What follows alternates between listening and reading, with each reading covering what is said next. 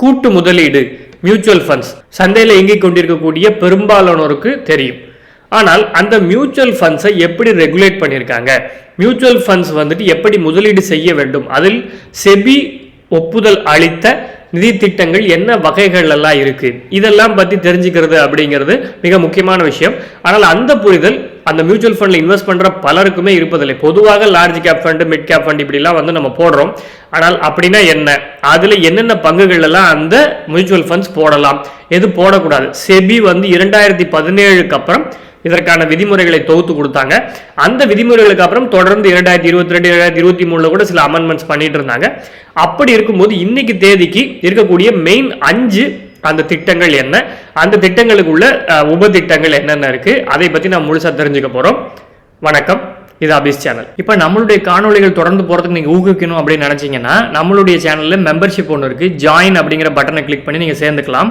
நம்மளுடைய சேனலில் எந்த ஒரு காணொலிக்கு போனாலும் இந்த ஜாயின் அப்படிங்கிற பட்டன் இருக்கும். அந்த ஜாயின்கிற பட்டனை கிளிக் பண்ணிவிட்டு ஜாயின் அப்படின்னு அங்கே வரதுலேயே நீங்கள் கிளிக் பண்ணி அதில் சேர்ந்துக்கிட்டீங்க அப்படின்னு சொன்னால் மாதம் 29 ரூபாய் எடுப்பாங்க. எப்போ வேணாலும் கேன்சல் பண்ணிக்கலாம். இந்த ஜாயினால் சேர முடியல, பல காரணங்கள் இருக்குது, கிரெடிட் கார்டு சரி இல்லை, இல்லாட்டி யூபிஐ பேமெண்ட் ஏற்றுக்க மாட்டேங்குன்னு நினச்சிங்கன்னா எந்த ஒரு காணொலிக்கும் போய் மொபைலாக இருந்தால் நேரடியாகவே அந்த ஆப்ஷன் இருக்கும். ஒரு வேலைக்கு லேப்டாப்பாக இருந்தால் இந்த 3 புள்ளியை கிளிக் பண்ணீங்கன்னா தேங்க்ஸ் அப்படின்னு சொல்லி வரும். இந்த தேங்க்ஸ்ங்கிறத கிளிக் பண்ணீங்க அப்படின்னு சொன்னால் எவ்வளோ அமௌண்ட் நம்மளுடைய ஒரே ஒரு டைமில் அந்த அமௌண்ட் சார்ஜ் செய்யப்படும். 40 ரூபாய் மினிமம் இந்தியாவை பொறுத்தவரை. நாட்டுக்கு நாடு மாறுபடும்.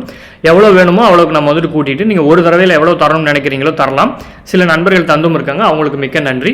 இந்த 2 வகைகளில் நம்மளுடைய சேனல் நீங்கள் ஊக்குவிக்கணும் அப்படின்னு நினச்சிங்கன்னா நீங்கள் உங்களால் செய்ய முடியும். Association of mutual funds India ஒவ்வொரு மாதமும் டேட்டா கலெக்ட் பண்ணி செபி குறிப்பிட்ட அளவில் இருக்கக்கூடிய அந்த வகைகளில் என்னென்ன அமௌண்ட் எல்லாம் வந்து இன்வெஸ்ட் ஆயிருக்கு அப்படிங்கிறத தெளிவாக வெளியிடுறாங்க. அதே நேரத்தில் செபியினுடைய அறிவுறுத்தலின்படி ஸ்கீம்ஸ் என்னென்ன இருக்கு அப்படிங்கிறதையும் தெளிவாக அவங்க வந்துட்டு விளக்குறாங்க. முக்கியமாக 5 தலைப்புகளை தான் வந்துட்டு செபி அதை வந்து பிரித்து வச்சிருக்காங்க. ஈக்விட்டி, டெப்ட், ஹைபிரிட், சொல்யூஷன் ஓரியன்டட், மிச்சம் எல்லாம் சேர்ந்து அதர்ஸ். இந்த 5 தலைப்புகள்ல உப தலைப்புகள் என்னெல்லாம் இருக்கு, அதுல என்னெல்லாம் இருக்கு, அதுல வந்துட்டு எப்படியெல்லாம் முதலீடு செய்யலாம் செய்யக்கூடாது அப்படிங்கறத நம்ம இன்னும் விரிவாக பார்ப்போம். ஈக்விட்டியில மொத்தம் 12 துணை தலைப்புகள் இருக்கின்றன. இப்போ நான் ஏஎம்எஃப் வெப்சைட்ல சொன்ன மாதிரி equity schemes, debt schemes, hybrid எல்லாத்தையும் தனித்தனியா கொடுத்திருக்காங்க. அதுல ஈக்விட்டி ஸ்கீம்ஸ்ல நான் சொன்ன மாதிரி 11 இருக்கு அப்படின்னு சொன்னேன். இதுல பாத்தீங்கன்னா மல்டி கேப் ஃபண்ட், இதுல வந்துட்டு முதல்ல வந்து கேபிடலைசேஷனை பத்தி பிரிச்சிருக்காங்க. அதுக்கப்புறம் பாத்தீங்கன்னா அதனுடைய நோக்கத்தை வைத்து பிரிச்சிருக்காங்க. Multi cap fund, flexi cap fund, large cap fund, large and mid cap fund, mid cap fund, small cap fund. So நமக்கு இதில் என்ன தெரியும், லார்ஜ் கேப் நமக்கு ஏற்கனவே தெரியும், மிட் கேப் தெரியும், ஸ்மால் கேப் தெரியும், லார்ஜ் அண்ட் மிட் கேப்ங்கிற மிக்ஸ் தெரியும், ஃபிளெக்சி கேப், மல்டி கேப். இதில் ஒவ்வொன்றிலையும் எப்படி வந்து நம்ம முதலீடு செய்யலாம், அதாவது மியூச்சுவல் ஃபண்ட்ஸ் என்ன வகைகளை என்ன விதிமுறையை பின்பற்றி செய்யணும் அப்படின்னு பார்த்தீங்கன்னா, மல்டி கேப் ஃபண்ட் அப்படிங்கிறது குறைந்தபட்சம் 75 விழுக்காடு ஈக்விட்டி ரிலேட்டட் இன்ஸ்ட்ருமெண்ட்ஸ்ல தான் இருக்கணும். அதாவது மல்டி கேப் ஃபண்ட் இருக்கிறதுல மற்ற இதையும் சேர்த்துக்கலாம், பட் 75 விழுக்காடு ஈக்விட்டி ரிலேட்டட்ல தான் இருக்கணும். ஃபிளெக்சி கேப் ஃபண்ட்ல 65 விழுக்காடு இருக்கணும். இதுதான் இந்த மல்டி கேப் ஃபண்டுக்கும் ஃபிளெக்சி கேப் ஃபண்டுக்கும் உண்டான ஒரு முக்கிய வேறுபாடு. லார்ஜ் கேப் ஃபண்டுங்கும் போது லார்ஜ் கேப் ஸ்டாக்ஸ் என்று சொல்லக்கூடிய மார்க்கெட் கேபிடலைசேஷன் படி முதல்ல இருக்கக்கூடிய 100 பங்குகளில் மட்டுமே 80 விழுக்காட்டை வைத்திருக்க வேண்டும். லார்ஜ் அண்ட் மிட் கேப் அப்படின்னு சொன்னா 35 விழுக்காடு லார்ஜ்ல, 35 விழுக்காடு மிட் கேப் என்று சொல்லக்கூடிய 101 இருந்து 250. மிட் கேப் ஃபண்ட்னா 65 விழுக்காடு அந்த மிட் கேப் ஸ்டாக்ஸ்ல, ஸ்மால் கேப் ஃபண்ட்னா 65 விழுக்காடு ஸ்மால் கேப் ஸ்டாக்ல. இது நம்ம என்ன தெரிஞ்சுக்கணும் அப்படின்னு பாத்தீங்கன்னா, இப்போ இந்த மாதிரி லார்ஜ் கேப்ல இன்வெஸ்ட் பண்றாங்கன்னா முக்கியமாக 80 விழுக்காடு லார்ஜ் கேப்ல பண்ணுவாங்க. மிச்சம் 20 விழுக்காடு அந்தந்த மியூச்சுவல் ஃபண்டு அந்த அந்த அது பண்றதுல மேனேஜ் பண்றவனுடைய, அப்புறம் அவங்களுடைய அந்த என்னென்ன விதிமுறைகள் இருக்கு, அந்த மியூச்சுவல் ஃபண்டு என்ன நினைக்குதோ அந்த பங்குகளையும் செய்யலாம். இதை தாண்டி அதனுடைய நோக்கத்தை வச்சு பார்த்தீங்கன்னா ஈக்விட்டி பேஸ் ஃபண்ட்ல டிவிடெண்ட் ஈல்டு ஃபண்ட் இருக்கு. முக்கியமாக டிவிடெண்ட் அதிகமாக கொடுக்கக்கூடிய நிறுவனங்கள்ல 65 விழுக்காடு வச்சிருப்பாங்க. வேல்யூ ஃபண்ட்னா நம்ம பின்பற்றக்கூடிய இந்த வேல்யூ இன்வெஸ்டிங் ஸ்ட்ராட்டஜி மூலமாக நல்ல வேல்யூல கிடைக்கக்கூடிய பங்குல 65 விழுக்காடு வச்சிருப்பாங்க.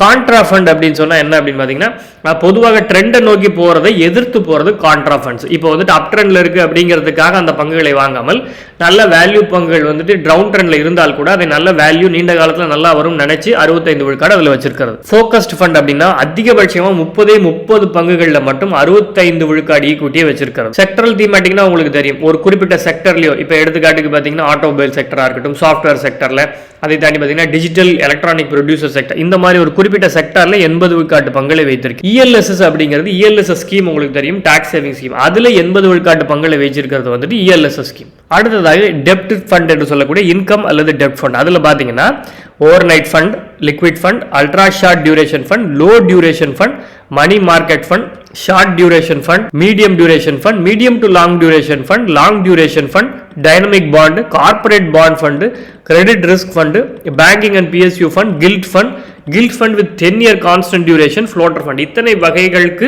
பங்குகள் அது முதலீட்டு திட்டங்கள் இருக்கு.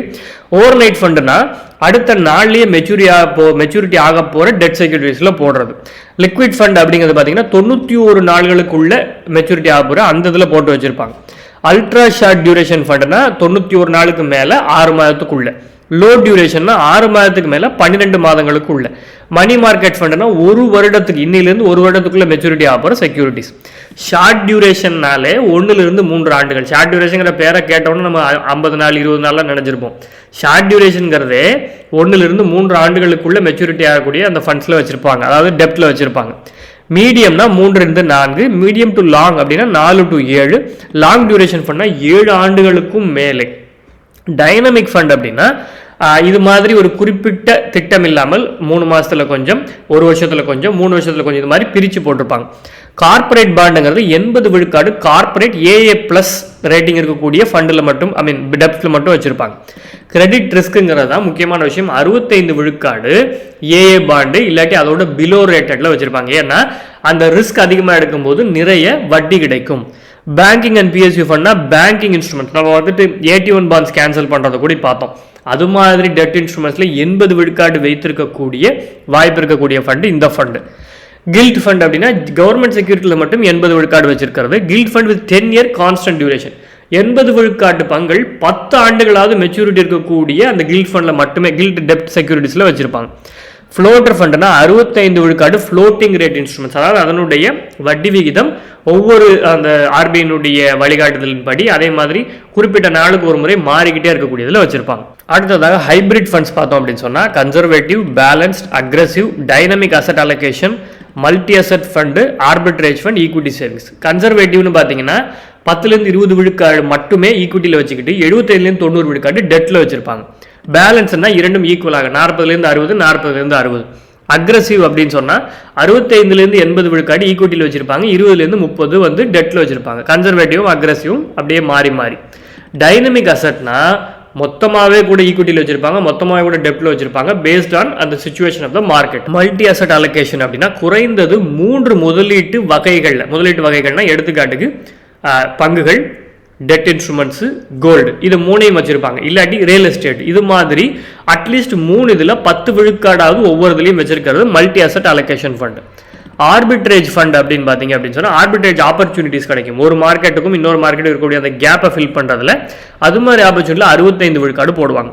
ஈக்விட்டி சேவிங்ஸ் பார்த்தீங்கன்னா ஈக்விட்டிலேருந்து ஈக்விட்டி இன்ஸ்ட்ருமெண்ட்ஸ் 65%, டெட் இன்ஸ்ட்ருமெண்ட் குறைஞ்சது 10, டெரிவேட்டிவ் இன்ஸ்ட்ருமெண்ட்ஸ் ஃபார் ஹெட்ஜிங், அதனால தான் ஈக்விட்டி சேவிங்ஸ் சொல்லியிருக்காங்க. ஃபியூச்சர்ஸ் ஆப்ஷன்ஸில் வந்துட்டு ஹெட்ஜ் பண்ணுறதுக்காக வச்சிருக்கிறது மிச்சம். மற்றபடி சொல்யூஷன் ஓரியன்ட் ஃபண்ட் பார்த்தீங்கன்னா ரிட்டையர்மெண்ட் ஃபண்ட் 5 வருடங்களாவது ஆர் ரிட்டையர்மெண்ட் ஏஜ் வரைக்கும், விச் இஸ் எர்லியர், அவங்க வந்துட்டு அந்த அளவுக்காவது லாக்இன் இருக்கணும். சில்ட்ரன்ஸ் ஃபண்ட் பார்த்தீங்க அப்படின்னு சொன்னால் 5 வருடங்களாக லாக்இன் பீரியட் இருக்கணும். இண்டெக்ஸ் ஃபண்ட்னா 95 விழுக்காடு அந்த இன்வெஸ்ட்மெண்ட் செக்யூர் பர்டிகுலர் இண்டெக்ஸ் இருக்குல்லையா அதுலேயே போடுறது.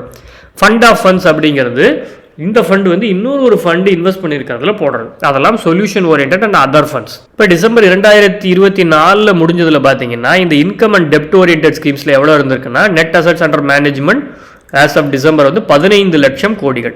growth and equity oriented ஸ்கீம்ஸ்ல பார்த்தீங்கன்னா 30 லட்சம் கோடிகள். ஹைபிரிட் ஸ்கீம்ஸ்ல பார்த்தீங்கன்னா 8 லட்சம் கோடி, 8.5 லட்சம்னு வச்சுங்க. சொல்யூஷன் ஓரியன்டட்ல 52,000 கோடி. இண்டெக்ஸ் ஃபண்டு, அதர் ஃபண்ட்ஸ் எல்லாம் சேர்த்து, other index fund, gold ETF, மற்ற ETF, ஃபண்ட் ஆஃப் ஃபண்ட் எல்லாம் சேர்த்து 11 லட்சம் கோடி. அதில் மற்ற ETF தான், இண்டெக்ஸ் ஃபண்ட்ஸை தாண்டி மற்ற ETFலேயே 7 லட்சம் கோடி வரைக்கும் போயிட்டு இருக்கு. இதுதான் செபியின் அறிவுறுத்தலின் படி என்னென்ன வகைகளான பங்கு முதலீட்டு திட்டங்கள் இருக்கு மியூச்சுவல் ஃபண்ட்ல அப்படிங்கிறது. இனிமேல் ஒரு மியூச்சுவல் ஃபண்டை நீங்க தேர்ந்தெடுக்கிறதுக்கு முன்னாடி இது என்ன வகையில வருது அப்படின்னு தெளிவாக தேர்ந்தெடுத்துட்டு அப்புறமாக முதலிடுங்கள். எங்களுடைய காணொலி பிடிந்தால் லைக் செய்யுங்கள், ஷேர் செய்யுங்கள், சப்ஸ்கிரைப் செய்யுங்கள். பெல் பட்டன் கிளிக் பண்ண நோட்டிபிகேஷன் உடனுக்குடன் வரும். நன்றி, வணக்கம்.